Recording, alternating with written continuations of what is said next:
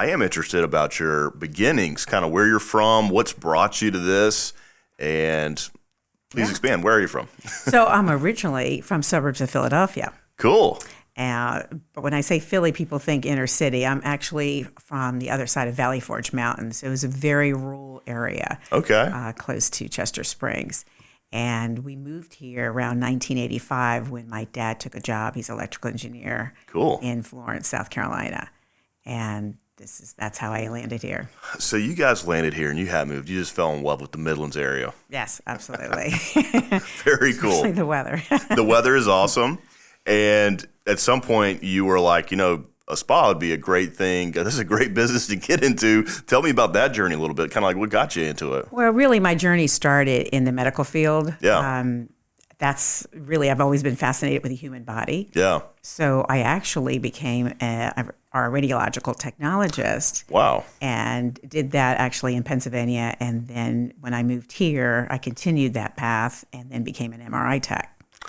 So that was my first journey in the field. And then raising my two children, I had an interest to get back into school. So I went to aesthetic school, worked for a dermatologist in Columbia till he retired. And so I really missed being with those clients and being, hands-on and helping their skin. And so you went to school. At that time when you were going to school, were you thinking, I'm going to open up my own shop? Absolutely not. No. How I came to that point was after I met my husband, we married, he encouraged me. He's the one that really is the visionary of my path, and I'm so grateful to him. But he said, don't work for somebody else. Open up your own spa. Cool. We live here in Lexington. And so then my journey was, is there even a need? So we did a demographic study. I went to the Lexington Chamber of Commerce, spoke to the former president then, and he highly encouraged me. He said, there is a need for this kind of service. There's nothing like this.